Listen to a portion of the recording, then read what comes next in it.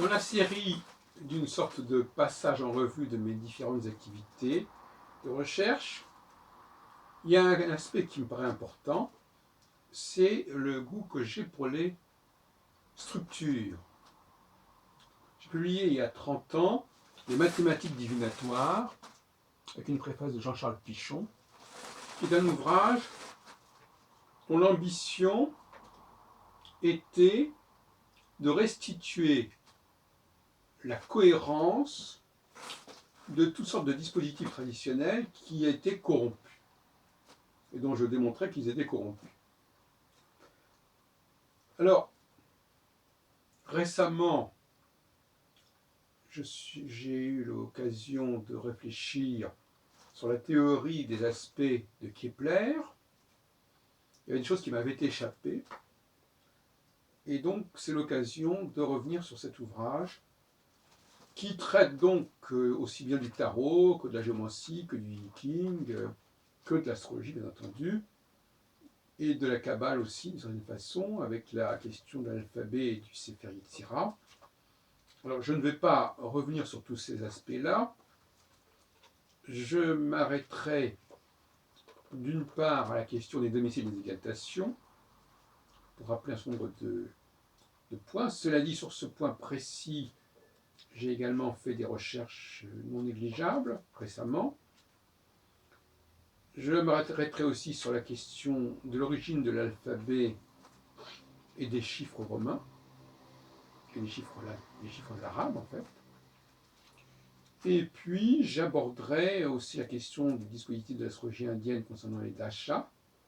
J'avais fait d'ailleurs en 1976 des conférences à Bombay et à Bangalore sur ces questions, à l'intention des astrologues hindous justement.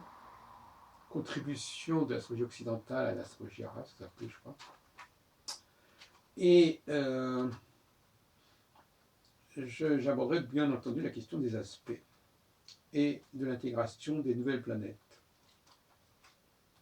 Alors, j'engage nos téléspectateurs à relire l'ouvrage, à se procurer chez Très Daniel ou bien sur Price Ministère, donc les mathématiques divinatoires, dont effectivement, s'il devait y avoir une nouvelle édition, j'apporterai des éléments complémentaires.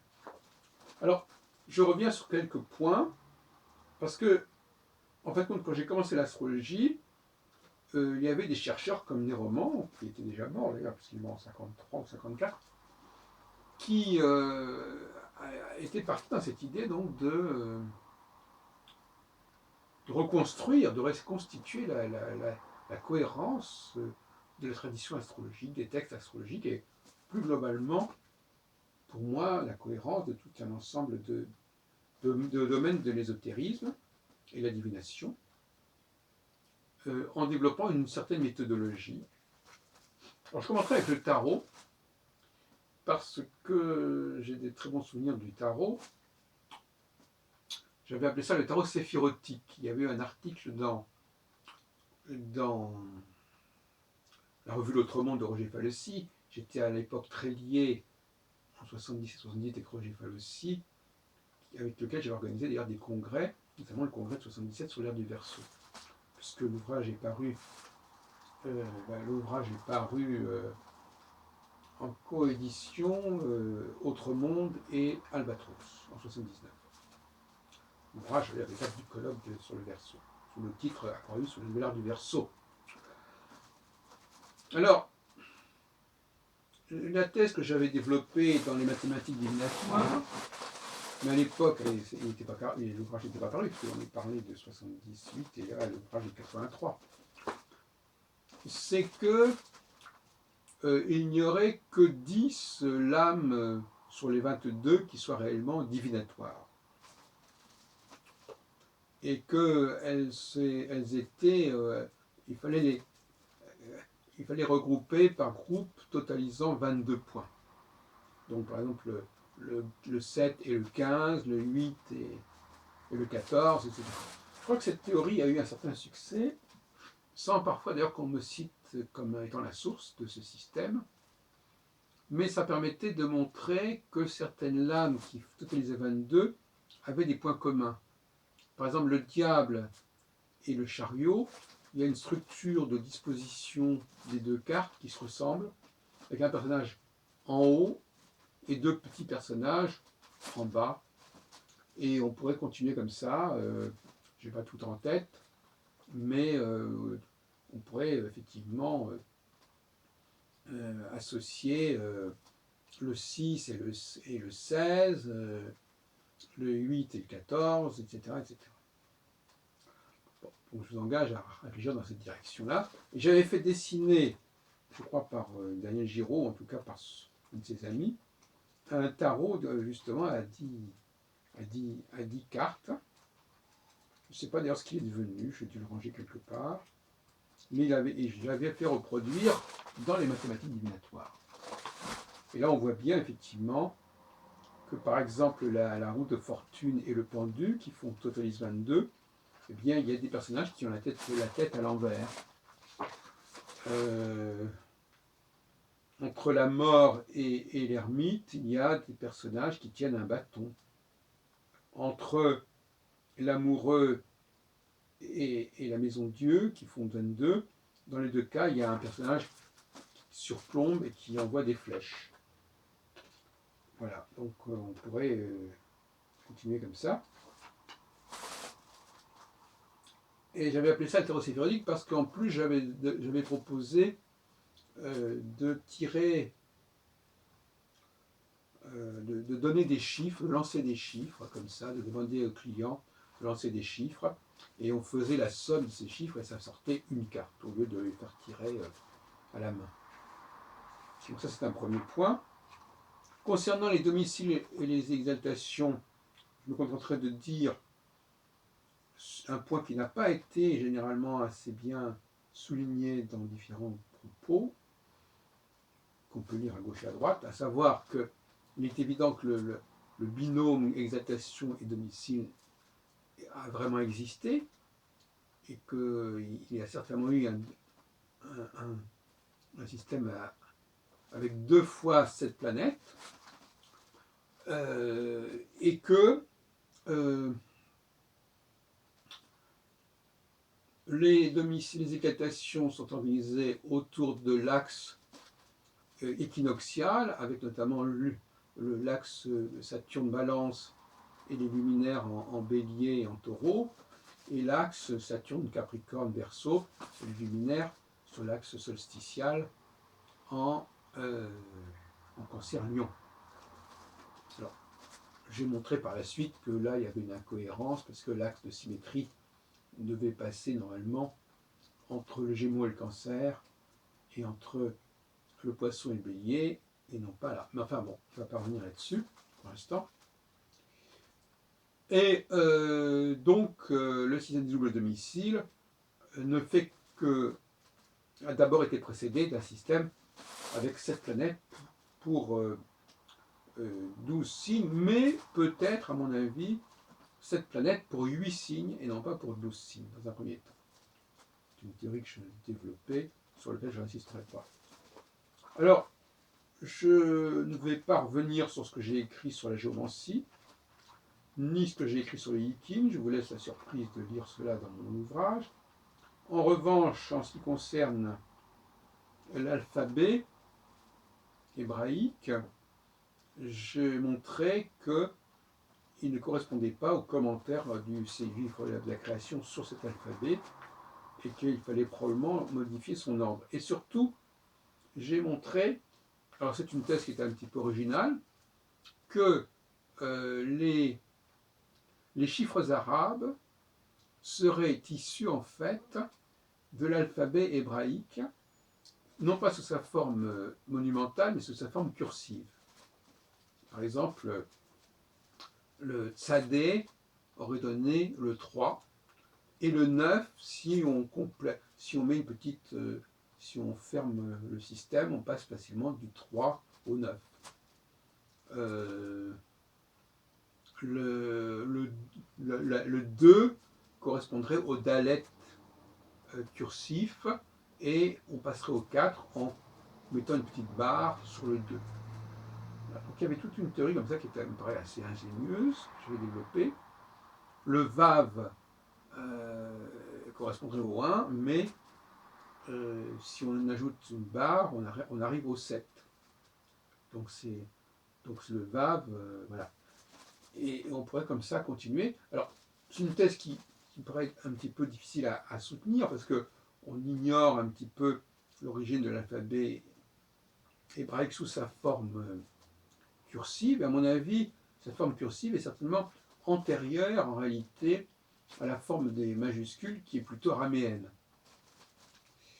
Même si elle n'est pas attestée avant le Moyen-Âge, en Pologne, en Yiddish, je ne sais pas quoi. Enfin, à mon avis, il y a certainement une très bonne piste dans cette direction. Et j'en viens aux aspects de Kepler, puisque je me suis récemment amusé à faire ce travail. Et je dis à ce sujet, parce qu'en fin de compte, on s'interroge sur les aspects de Kepler. Alors, j'ai passé aujourd'hui mon après-midi à la Bibliothèque nationale, et j'ai travaillé sur un facsimilé d'un almanach de Kepler pour l'année 1618. Et dans cet almanach, Kepler ne donne que 7 aspects, 7 SEPT. Le trigone et le sextile, le carré, l'opposition, le quintile et le biquintile, et le semi-sextile. On pourrait ajouter d'ailleurs la conjonction, je ne me souviens plus très bien s'il la met, ce qui ferait un 8e facteur. Et alors, moi, ce qui me frappe, c'est en réalité l'intention qu'aurait eu Kepler, selon moi, d'avoir autant d'aspects que de planètes. Et d'associer d'ailleurs les bons aspects aux bonnes planètes et les mauvais aspects aux mauvaises planètes. Mais j'en viens à l'essentiel de mon propos, à savoir le grand mystère que j'ai enfin résolu sur l'intérêt de Kepler pour le quintile et le biquintile.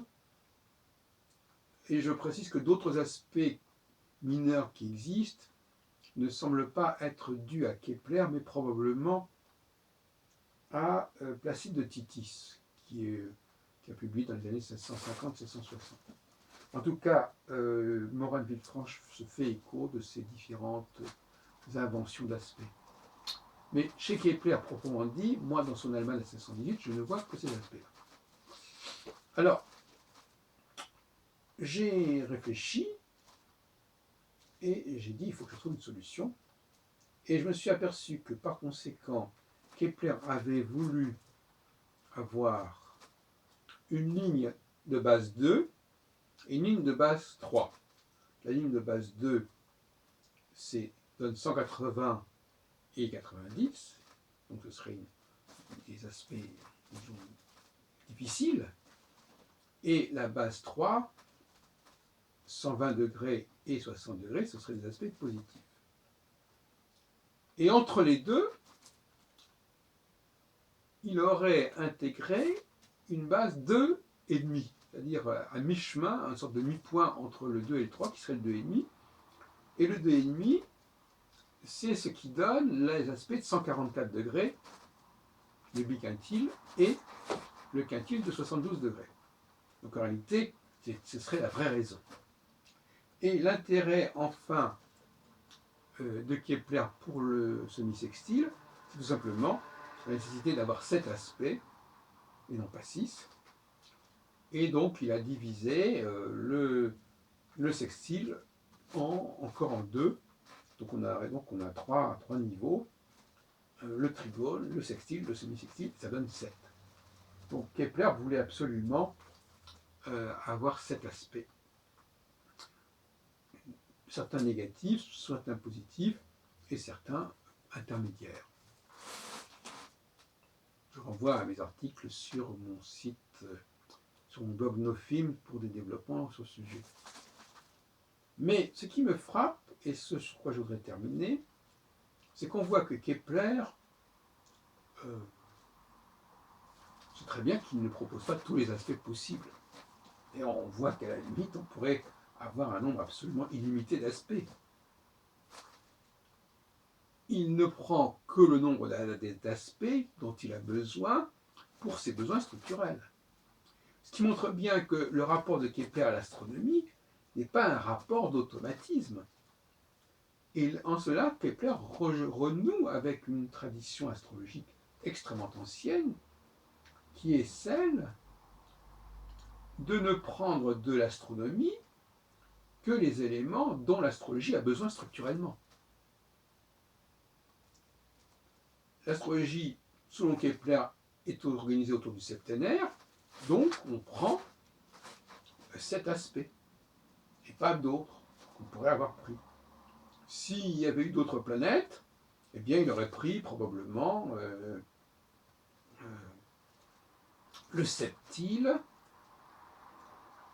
le semi-carré,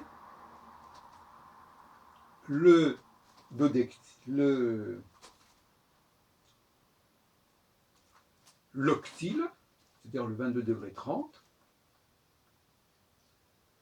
Voilà, donc il aurait pris d'autres aspects, mais comme il n'en a pas besoin, il ne les a pas pris. Mais normalement, les astrologues, s'ils avaient suivi l'exemple de Kepler, eh bien, ils auraient introduit de nouveaux aspects pour rendre compte des 3 planètes transsaturniennes qu'ils avaient découvertes. Mais en fin de compte, ce message de Kepler n'est pas bien passé. Je ne sais pas, moi je l'ai reconstitué selon une logique qui me paraît assez flagrante, mais je ne sais même pas si c'en est expliqué. Mais moi je pars du principe, on m'excusera, que c'est pas par hasard qu'il a proposé ces aspects, et que la seule vraie raison, c'est bien de correspondre avec le septénaire. Alors, concernant les nouvelles planètes, c'est le même problème. L'intégration des nouvelles planètes pour prendre la place d'un des domiciles de Saturne, d'un des domiciles de Neptune et d'un des domiciles de Pluton, de Mars, eh bien, bon, là aussi, on se pose des questions. On a pris Uranus, on a donné un des domiciles de Saturne, qui au départ d'ailleurs n'avait qu'un seul domicile, donc on est passé d'une théorie, d'ailleurs Brune-Lemonas en explique très clairement, on est passé d'une théorie où il y avait seulement 7 planètes pour les 12 signes, et après on a dédoublé, et puis après quand on a découvert de nouvelles planètes, on a à nouveau supprimé les doubles domiciles. Bon, alors voilà, donc c'est une espèce de va-et-vient comme ça au fur et à mesure des idées structurelles. Et je dirais d'ailleurs que l'astrologie évolue beaucoup plus pour des raisons structurelles, pour des raisons de découverte astronomique, que pour des raisons pratiques comme on voudrait nous le faire croire. Et puis je terminerai sur un dernier point, à savoir que, mais là je prends quelques distances parce que je ne me souviens plus très bien de tout cela, mais que l'ordre de la semaine, n'est-ce pas, qui n'est pas l'ordre astronomique, mais Normand en a parlé dans son livre Grandeur et Petit de l'astrologie, paru en 1940 chez Sorlo. L'ordre de la semaine, c'est en réalité l'ordre astronomique, mais décalé. Donc il y a un décalage. Et à l'époque où j'avais écrit Mathématiques divinatoires, je disais que les exaltations étaient organisées d'après l'ordre des jours de la semaine, alors que les domiciles étaient organisés d'après l'ordre astronomique. Donc, d'ailleurs, il faut remarquer que l'ordre des jours de la semaine a complètement disparu des traités d'astrologie modernes, n'est-ce pas ? Voilà ce que je voulais vous dire sur cet ouvrage, Les Mathématiques divinatoires, dont d'ailleurs il y avait déjà des éléments dans les clés pour l'astrologie, mais je voulais insister sur le fait que cette dimension structurelle de l'astrologie m'avait tout à fait passionné.